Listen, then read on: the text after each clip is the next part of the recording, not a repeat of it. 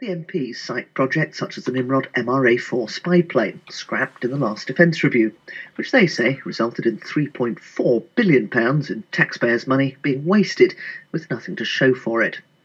A delay to Astute-class submarines also increased costs, up in total by almost £2 billion, with much of the rises blamed on over-optimism at the start of major defence projects. Also, well over their original budget are the Queen Elizabeth-class aircraft carriers, with the forecast cost rising by £2.8 billion since they were first approved in 2008.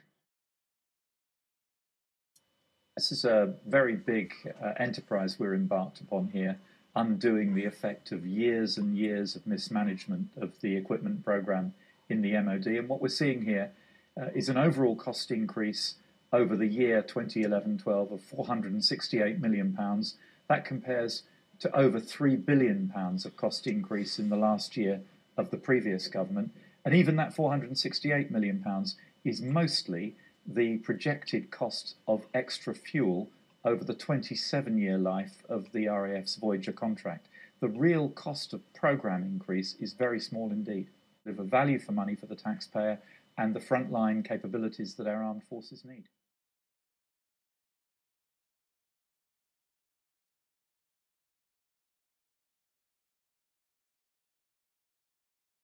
Public Accounts Committee met to take evidence on the Ministry of Defence's Major Projects Report for 2012. MPs heard from senior civil servants in the MOD and the Defence staff. Welcome. Thank you. I missed the last session, so it's your second session, as Pam said, and yes. Welcome. So can we start?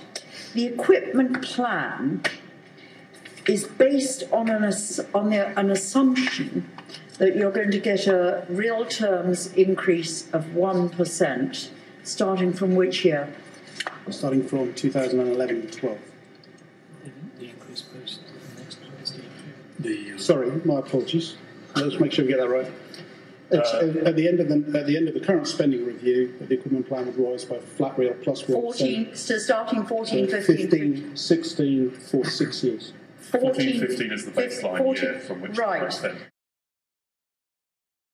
Yes, so to be clear, our assumption beyond the current spending review is that the rest of the budget would rise in line with inflation, adjusted down by the public pay assumptions that were made in the March 2012 budget. So it's rising by slightly less than the rate of inflation. And again, I agree with you, that remains a risk given the state of the public finances. Now, that is to be renegotiated in the spending review, which has been announced.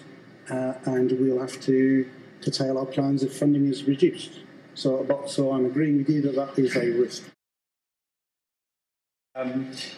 The management of current procurement projects and the updated fuel costs for the future strategic tanker aircraft, which have gone up by £336 million.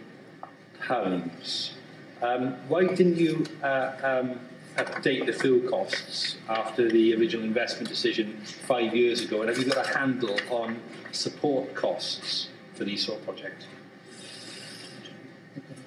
Well, I don't understand the methodology that's being used here compared to the methodology that's being used for all of our other aircraft.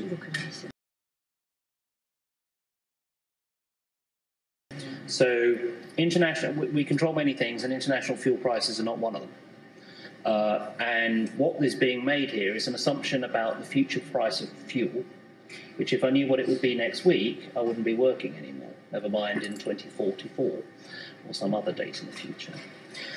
So I don't understand from a methodological point of view why it's included at all. Isn't there a point that there hasn't been a reassessment to reflect the increases in fuel prices over the past 5 years, which are all historical? They're not about prediction. But they're not. But in the rest of our aircraft fleet, they're not attributed to the aircraft in that way. And as I understand it, they're not part of the PFI anyway. So this is not something we're actually paying for. Why don't you challenge this? And I hate this when people come to the committee with what is supposed to be agreed facts. And one of the cost overruns here is fuel. Please explain to me what it is you're not disagreeing with. There are a set of assumptions which would lead you to say that the fuel price might rise by that amount if you apply a particular methodology. Whether or not that's what actually happens, I don't think any of us in this room is in any position to be able to say. The Ministry of Defence made a decision to include, for reasons passing my understanding, made a decision to include this in its total costing of this programme some many years ago. I do not know why they did that. I want to come on to the Queen Elizabeth class aircraft carriers, which I understand forecast of as costs have increased by 270 million since the agreement of the final target cost in 2011. So what's your definition of final target cost?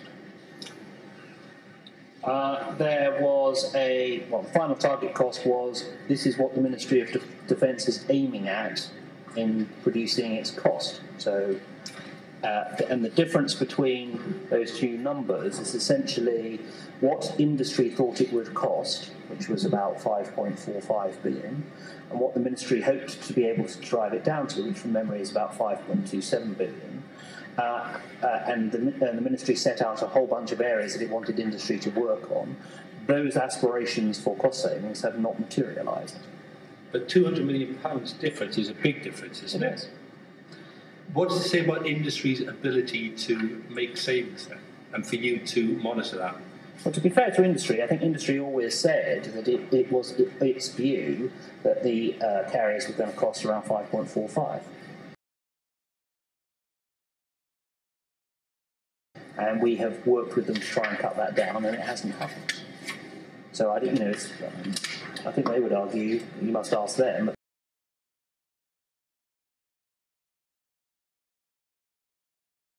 They would argue that they have been consistent. Is that because they refused to carry out any of the cost-saving projects, or did they do the projects and still charge the ministry the full amount? You must have had some idea of what you asked them to do, and did they just refuse to do it all? They were asked to look at areas of efficiency in the production of the ships, so there were people hoped that they might be able to save money by doing this, that, and the other. When they have looked at that over the course of the last 2 years, they have found that they can't save money on them.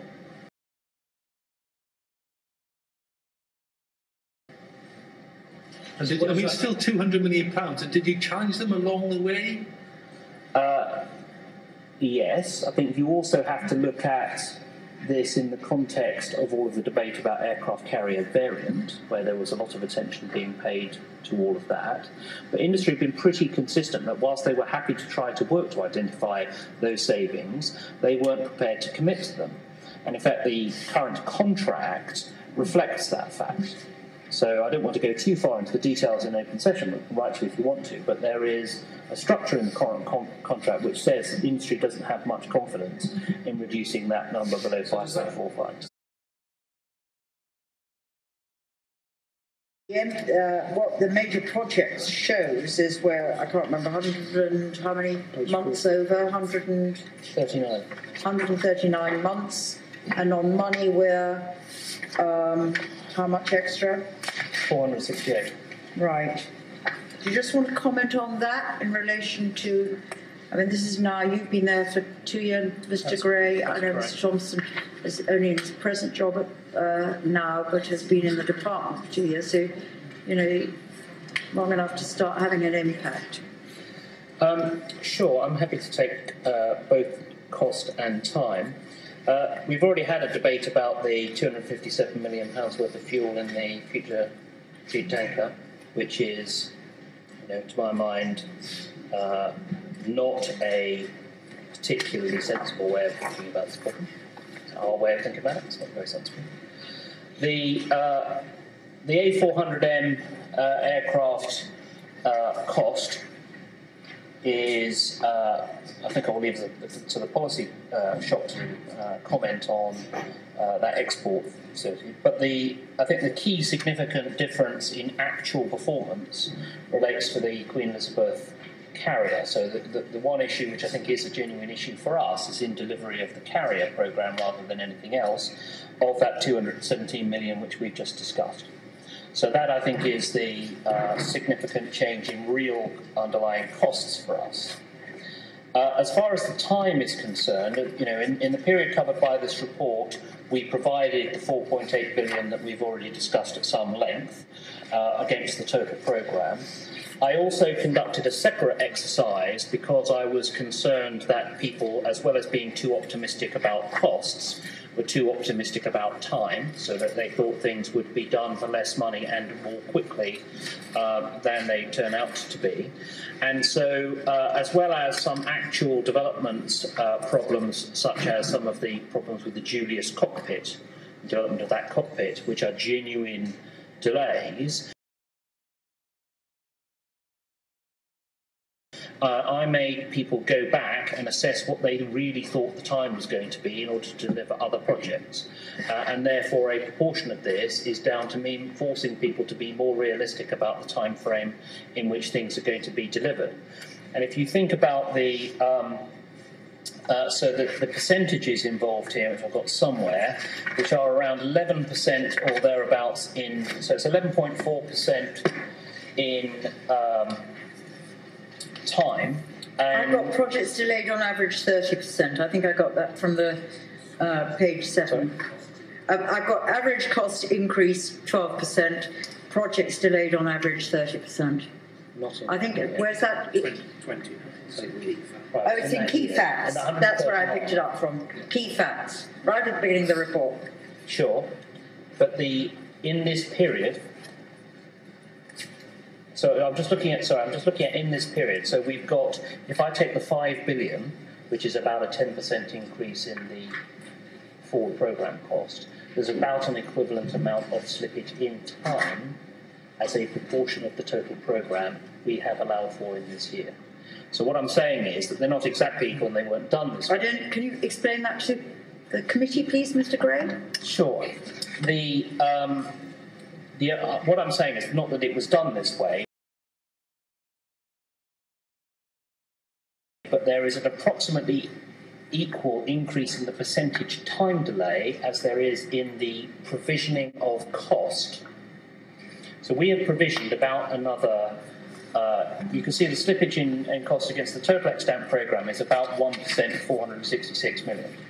So if you take the 4.8 billion that we have provided, that's about 10% of, roughly speaking, about 10% of the equipment programme.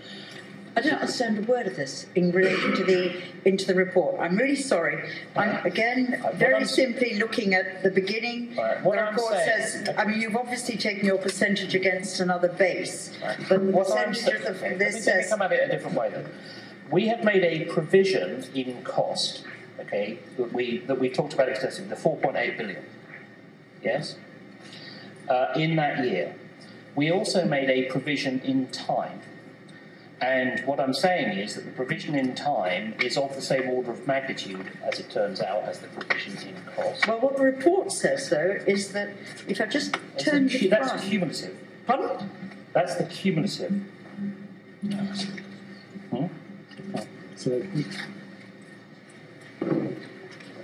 Sorry, would you like to finish the question? Apologies. Same page, thanks. Just explain. I just looked at your facts again. Yes.